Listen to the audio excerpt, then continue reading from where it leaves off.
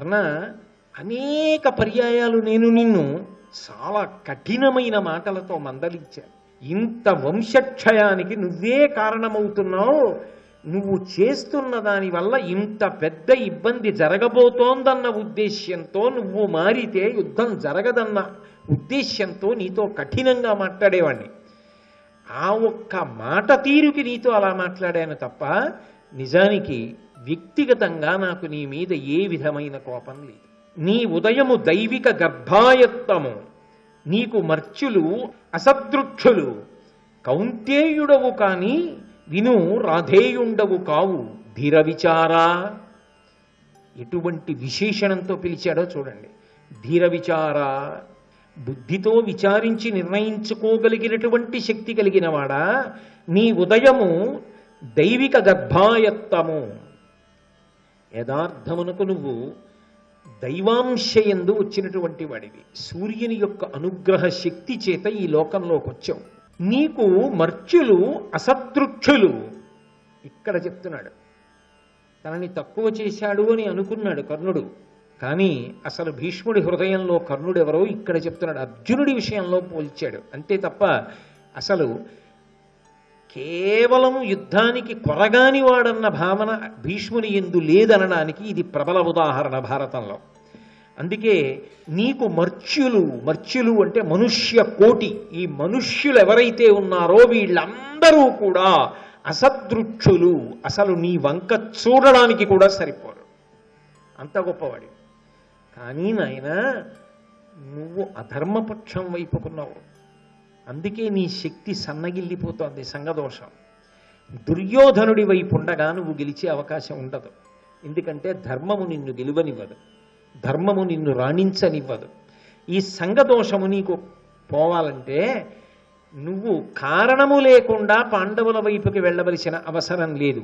యథార్థమునకు నువ్వు కుంతీదేవి యొక్క కుమారుడవు తప్ప రాధేయుండవు కావు. నువ్వు రాధాదేవి యొక్క కుమారుడివి కావు. ఈ విషయాన్ని నువ్వు తెలుసుకున్నావు కాబట్టి ఇప్పుడు నువ్వు పాండవ పక్షానికి వెళ్ళిపో. నీకెలా తెలుసు నేను కుంతీసుతుడనని అంటావేమో.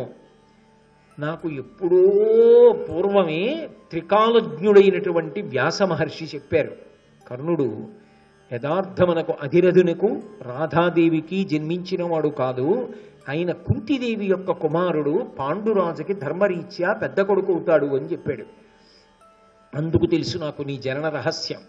కాబట్టి కౌంతేయుడు కనుక పాండవుల వైపుకు వెళ్ళిపో.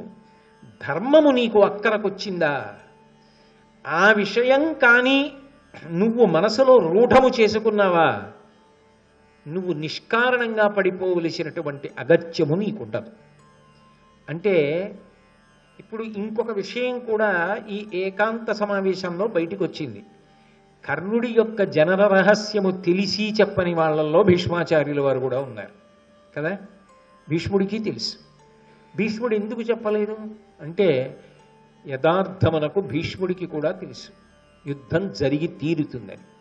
ఎందుకు తెలుసు అంటే కర్ణుడు అక్కడ ఉండి కొంత పాత్ర పోషిస్తున్నమాట నిజమే, కానీ ప్రధానము దుర్యోధనుడి యొక్క మౌఢ్యము. అందుకే సూదిమనమోపినంత రాజ్యం కూడా ఇవ్వనన్నాడు.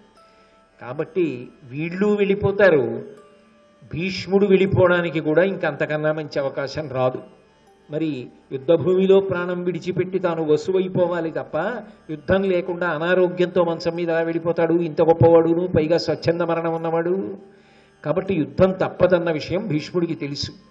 రెండు, యుద్ధం తప్పనప్పుడు దుర్యోధనుడిని ఇంత నమ్ముకున్న కర్ణుడు దుర్యోధనుడి వైపే ఉంటాడని తెలుసు. అన్నీ తెలిసిన్నవాడు కాబట్టే దైవాంశలో వచ్చి దుర్యోధనుడి వైపుండి యుద్ధం జరగడానికి కారణమైన వారలలో ఒకడు భీష్ముడు కనుక ఈ రహస్యాన్ని బయటపెట్టాల. అది దైవ ప్రణాళిక అని అనవలసి ఉంటుంది. కాబట్టి నాకు తెలుసు అన్న విషయం అంపశయ్య మీద ఉండి చెప్పాడు. చెప్పినప్పుడు ఆయన ఎంత మనసు విప్పి మాట్లాడాడో కర్ణుడు కూడా భీష్ముడి దగ్గర మహాభారతం మొత్తం మీద ఇప్పుడే మనసు విప్పి మాట్లాడాడు మళ్ళీ. కర్ణుడి శీలవైభవం అంతా బయటికి వచ్చేది ఎప్పుడు అంటే ఇటువంటి ఏకాంత సమావేశాల్లోనే బయటికి వస్తుంది. ఎందుకంటే ఏకాంతంలో బయటికి రావడానికి కారణం ఆయనకి చెప్పుకునే అవకాశం లేకపోవడం. అందుకని కర్ణుడు జవాబు చెప్తూ అన్నాడు, కౌంతేయుండనగుదు ఇది ఎంతయు తొల్లియును వింటి ఆర్యులచే ఇట్లు ఇంతయు ఎరిగినన్ కుంతీ సంతానముతోడి పొత్తు సనుగునే నాకు. తాత, నాకు కూడా తెలుసు, నేను విన్నాను పెద్దల వలన. నేను కుంతీ కుమారుడనే కానీ యథార్థమునకు రాధాదేవి కుమారుడను కానన్న విషయం నాకు తెలుసు. కానీ లోకంలో రాధేయుడుగానే పెరిగాను. ఆ పేరే నాకు శాశ్వతమైన కీర్తినిచ్చింది. నా బిడ్డ అని ఎప్పుడు అనలేదుగా కుంతీదేవి, అనవలసిన సమయంలో అనలేదుగా. రాధేయుడిగా దుర్యోధనుడి పరుపున కదా ఉన్నా, అతని వలన కదా ఇంత ఎదిగి పెద్దవాణ్ణయ్యా, ఇంత గౌరవం సంపాదించుకున్నా. ఇప్పుడు దేనికి నేను వెళ్ళాలి అవతల వైపుకి? ఏ ప్రయోజనానికి వెళ్ళాలి? నువ్వు 10 రోజులు యుద్ధం చేసేసావా, ఇప్పుడు నేను అటు వెళ్ళనా? ఎందుకు ఇంకా? అప్పుడు అసలు యుద్ధం చేయడానికి నాకేముంది అవకాశం? అపకీర్తి తప్ప ఉపయోగం ఏముంది? వారు మహాబలుల్ హరియువారికి ప్రాపుకలండు వారలంబోర జయింపెరామియును బుద్ధి నిరింగుదు అయినా కౌరవక్ష్మారమణుండు సేయుతకు మన్ననలెల్ల తలంచి చూచినన్ భురి వివేక ఏ విడిచిపోవుట ధర్మమే వీరకర్మమే. ఇక్కడ స్పష్టంగా మళ్ళీ ఇంకోసారి బయటపడిపోయాడు. ఓ తాత, నాకు బాగా తెలుసు వారు మహాబలుల్, పాండవులు మహాబలవంతులన్న విషయం నాకు స్పష్టంగా తెలుసు. హరియువారికి ప్రాపుకలండు సాక్షాత్ శ్రీమన్నారాయణుడే వారి పక్కన ఉన్నాడన్నది కూడా నాకు తెలుసు. ధర్మం అటుందని కూడా నాకు తెలుసు. వారలంబోర జయింపరామియును బుద్ధి నిరింగుదు, యుద్ధంలో వాళ్ళని గెలవమని కూడా నాకు తెలుసు. వాళ్ళ ముందు మేమందరం పడిపోతామని కూడా నాకు తెలుసు తాత. కానీ కౌరవక్ష్మారమణుండు చేయుతకు మన్ననలెల్ల తలంచి చూచినన్.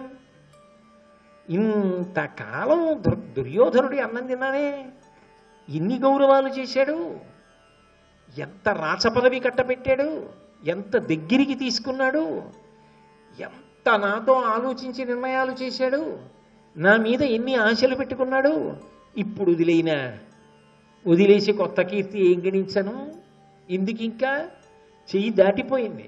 అన్నీ తెలిసున్నా, అవతల ధర్మపక్షమని తెలిసున్నా, పెడితే బ్రతుకుతానని తెలిసున్నా, రాజ్యమే వస్తుందని తెలిసున్నా, వ్యక్తిగతమైన నా యొక్క క్రమశిక్షణ వలన ఇక ఉల్లంఘించి వెళ్ళలేను తాత. ఈ వార్త సమయానికి చెప్పని వాళ్ళందరిదీ పాపమే. నిజమేగా? అప్పుడు ఆయన వచ్చాడుగా ఒక రకంగా. కాబట్టి భూరి వివేక, చాలా వివేకం ఉన్నవాడా, నువ్వు నిర్ణయించలేవు.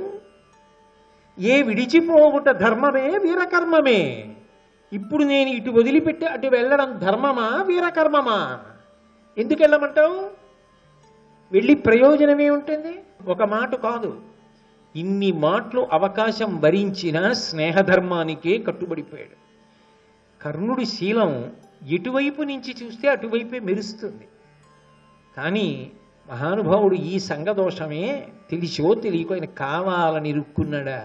అనుకోకుండా ఇరుక్కున్నాడు. కుమారాస్త్ర విద్యా ప్రదర్శనంలో పడిపోయిన బీజం వటవృక్షమైపోయి ఇక దాన్ని ఎవరు విభాగం చేయలేకపోయారు. 2 చెట్లను వేరు చేయడం కుదరని రీతిలో కాండము కలిసిపోయింది. పడిపోతే చెట్టు ఒకసారి పడిపోవాలంతే. ఇక అలా అయిపోయింది వాళ్ళ పరిస్థితి.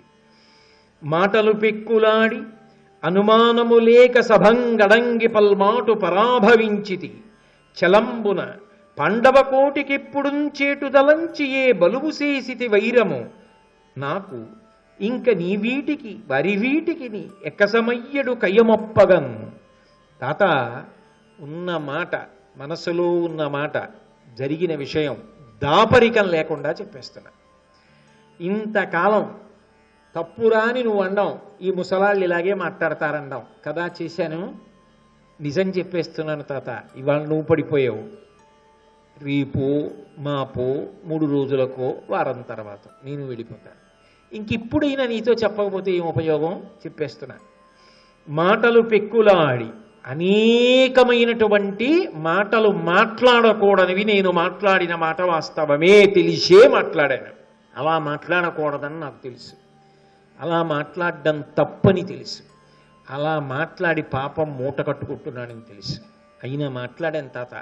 అనుమానము లేక సభంగడంగి పల్మాటు పరాభవించితి చలంబున. కేవలము మాత్సర్యంతో అర్జునుడు అంత ఎదుగుతున్నాడు, అంత అర్హత ఉండి నేను ఎదగలేకపోతున్నాను. నన్ను తొక్కేస్తోంది సమాజం.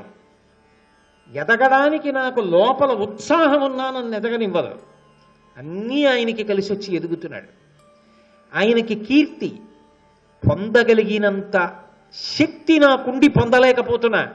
ఈ ఆర్తి మాత్సర్యంగా మారింది తాత, అర్జునుడి మీద క్రోధంగా మారింది. అందుకే ఎంత అవమానించచ్చన్నది చూసి దుర్యోధనుణ్ణి అడ్డు పెట్టుకుని సభలలో అనకూడని మాటలన్నీ అని అవమానించా.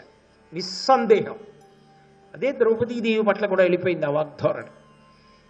తప్పని నాకు తెలియదని అనుకోవద్దు తాత, కానీ నా జీవితంలో నేను పొందినటువంటి పరాభవాలు, నేను ఎదగడానికి అడ్డొచ్చిన కారణాలు, నేను పొందిన పరివేదన నా చేత అలా చేయించాయి. అది మాత్సర్యమే, దోషమే నాకు తెలుసు.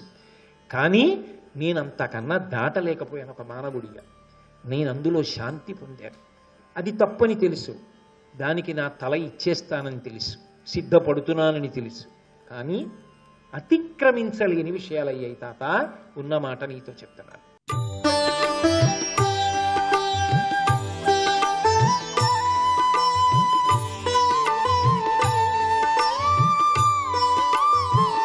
సర్వం శ్రీ ఉమామహేశ్వర పరబ్రహ్మార్పణమస్తు.